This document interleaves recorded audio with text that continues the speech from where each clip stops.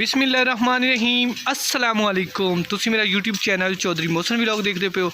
अज का मेरा बहुत ही मज़ेदार व्लॉग कि अज मैं तुहानू दिखावांगा कि आलू की तुहानू मैं जिस तरह कल वीडियो दिखाई सी कि आलू की हारवैसटिंग हो रही सी कि मतलब आलू नूं असीं पट रहे सी ते अज आलू की करवांदे पे चुगाई। हुण मैं तुहानू मुकम्मल प्रोसीजर दिखावांगा। अगर तुहानू मेरी वीडियो अच्छी लगे तो लाइक करो, सबसक्राइब करो ताकि हर नवी आने वाली वीडियो नोटिफिकेशन तुहाडे तक पहुँच सके।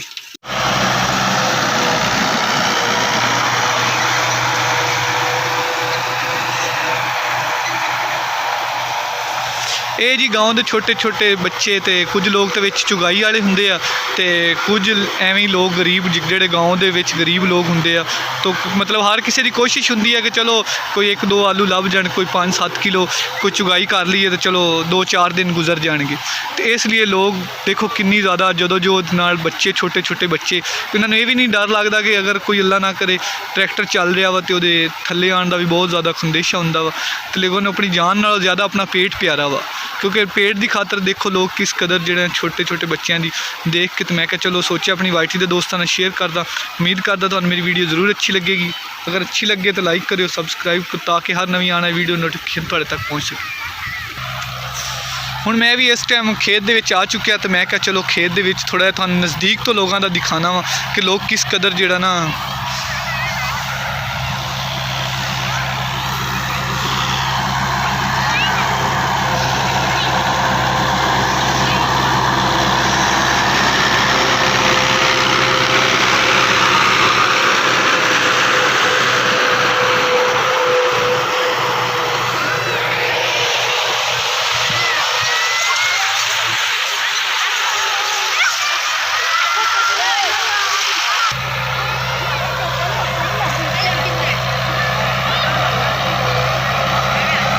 लोगों के हालात देखो कि छोटे छोटे बच्चों को अपनी जान नालों ज़्यादा आलू प्यारे आ।